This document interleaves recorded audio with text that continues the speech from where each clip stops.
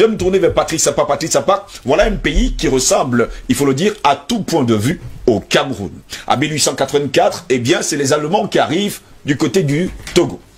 Plus tard, il faut préciser par ailleurs que le pays sera sous tutelle de la France. Une partie d'ailleurs sera sous tutelle de la France et une autre partie sera sous tutelle de l'Angleterre, qui est bien sûr, il faut le dire, collée au Ghana, qui est lui indépendant en 1957. Voilà encore un autre paradoxe. On a l'impression que tout a été fait, tout a été bien huilé pour que le Togo devienne, il faut le dire, un pays où transitent, il faut le dire, certaines richesses de l'Afrique de l'Ouest. Absolument. Et justement, pour faire le parallèle avec le Cameroun, justement, ce sont deux pays qui se ressemblent, justement, dans cette histoire de préparation de la domestication des colonies, des protectorats d'abord avec l'Allemagne. Et donc, on arrive à 1919 avec ce traité de Versailles qui vient consacrer la fin du premier imbroglio mondial et donc le contingentement de nos États, ou alors le passage de nos États du protectorat allemand vers le protectorat, la tutelle ou bien la colonisation, il faut appeler ça comme ça, oui. Même si les vocables sont différents, donc de ces bandits internationaux, parce que c'est comme ça que je les appelle communément, donc l'Angleterre et la France sous le couvert du mandat, ensuite de la tutelle, mais justement une partie, c'est-à-dire la décolonisation anglaise, s'est faite en se collant justement au Ghana pour laisser le Togo entièrement en 1957 à la France, et donc on se retrouve dans cette indépendance-là qui est justement actée le 27 avril 1960, oui. Oui, avec tout le travail de combat idéologique mené par Sylvanus Olympio. Et donc, lorsqu'il arrive, c'est quelqu'un qui décide justement de donner l'existence, la vraie existence au Togo. Et vous allez constater que c'est le premier chef d'État africain qui va être victime de cette extraversion, cette domination occidentalo-française sur le continent africain, parce que le 13 janvier 1963, vous avez certainement indiqué dans votre chapeau qu'il a été assassiné devant le palais, devant l'ambassade des États-Unis, alors même qu'il était en train de chercher un endroit où se cacher, puisqu'il a su finalement qu'il y avait un coup d'État en préparation. Et tout ça parce qu'il avait souligné justement un détail dans la vie politique togolaise, il voulait changer, il ne voulait pas du franc CFA. Il ne voulait pas du franc CFA, il voulait un franc togolais qui allait s'appuyer d'abord sur le Deutschmark, oui, afin de mettre en place des passerelles intermédiaires, orchestrer la convergence macroéconomique afin de financer le développement de manière réelle. Alors, il a été comme Sékou Touré, donc mis sur la place de ceux qui devaient être éliminés. Et justement, comme je t'ai entendu indiquer, le 13 janvier 1963, il a été éliminé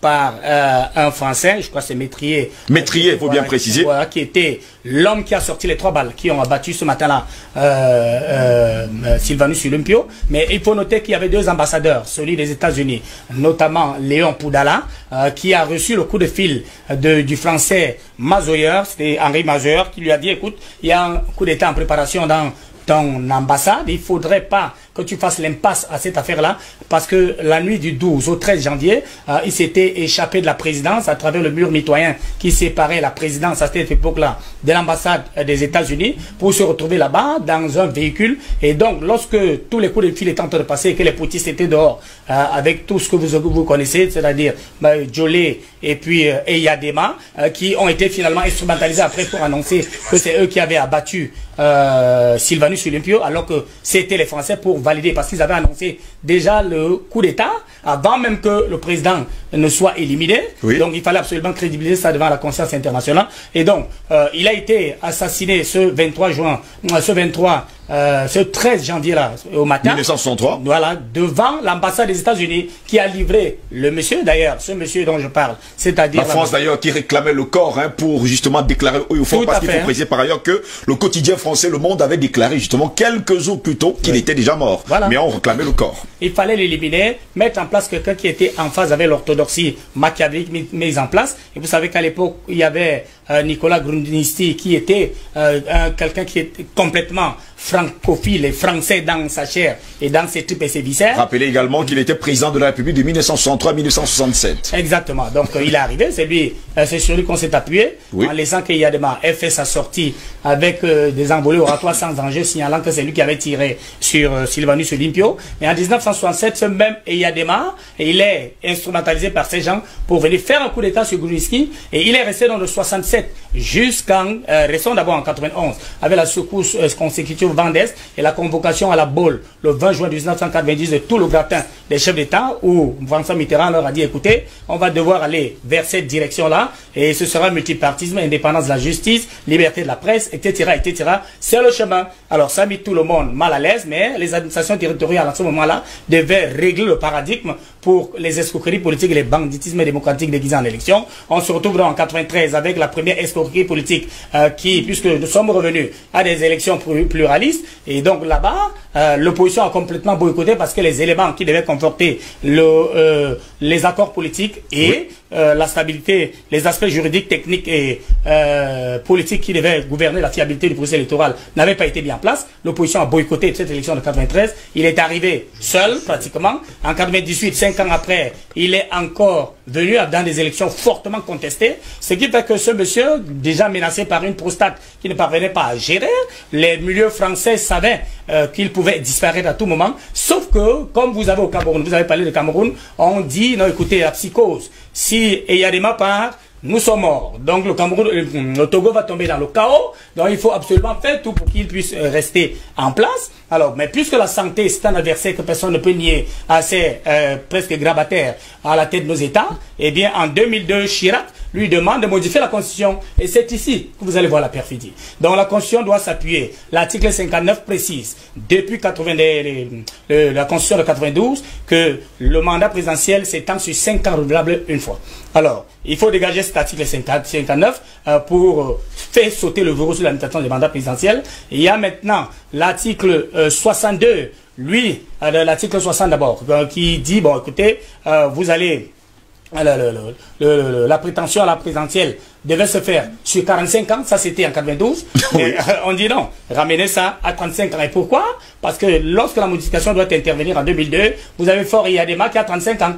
Donc il faut ramener justement cette prétention à la présidentielle à 35 ans, parce qu'on sait que le père peut mourir à tout moment, parce que la maladie est en train de le ronger. Eh bien, ils sont rentrés dans cette escroquerie politique-là. Il y a beaucoup de choses qui ont été mises en place pendant cette modification pour conforter Eyadema dans sa position de despote au niveau du Togo. Alors, lorsque arrive donc, puisqu'il passe en 2003 dans cette élection à laquelle il ne devait pas s'y présenter, il passe par le coup de force, comme vous dites, coup de force politique et démocratique déguisé en élection. On se retrouve là en 2005. Il est malade. En janvier, on est obligé de l'évacuer en France pour aller lui opérer la prostate, faire des choses comme ça. Mais la maladie a eu raison de lui dans l'avion. Voilà, dans l'avion. À peine ils ont décollé de Lomé, il est décédé dans l'avion. Maintenant, on arrive à ce que vous expliquez tout à l'heure dans votre chapeau. C'est-à-dire, comment faire, puisqu'on avait déjà dit qu'il y a des devait prendre le témoin, fort, 100 ans. Alors, il rentre. On dit non, dans quelques semaines, non, il faut faire ci, il faut faire ça. Alors Chirac et toute la clique disent, ok, regardez, on va ramener l'orthodoxie et puis on va organiser une élection. Alors, une nouvelle escroquerie politique, et il s'installe au pouvoir. En 2005, on se retrouve donc 2005, 2010, premier mandat, 2010-2015, deuxième mandat.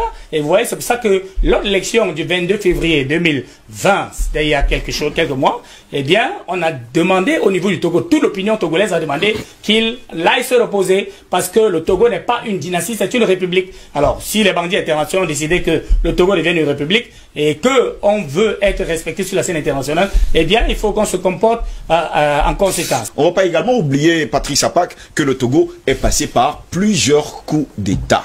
Absolument. Vous avez, lorsque j'étais en train de dresser l'historique tout à l'heure, oui, depuis ce coup d'État sanglant, où on a éliminé un espoir éloquent de l'avenir et de l'existence africain, on a abouti à cet autre jeu avec Gruniski et Eyadema. Donc ce n'était pas un coup d'État pour de vrai, parce qu'il fallait absolument remettre en place l'orthodoxie. Vous savez que lorsque on veut mettre en place, il faut déjà noter que la France a toléré, provoqué et combattu les coups d'État en Afrique en conformité avec le degré de docilité de nos leaders vis-à-vis de leurs intérêts. Vous êtes d'accord avec eux? Pour piller votre pays, eh bien on vous protège contre toute rébellion. Vous n'êtes plus en odeur de sainteté avec eux, les gars, vous créez une rébellion. Et ça a été acté dans le dernier accord. Après tous les accords sur la monnaie, sur la politique, l'éducation et tout ce que vous pouvez imaginer contre les opérations, eh bien, il y a l'accord sur l'assistance militaire. Ça veut dire que chaque fois que le président de ce pays africain francophone va être débordé par une rébellion interne ou faire face à une agression externe, il peut faire appel à l'aide militaire de la France. Et si la France, si ce président-là n'est plus dans la capacité de le faire, par voie de fax, téléphone et tout ce que vous imaginez, eh bien, l'ambassadeur de France dans ce pays-là peut le faire.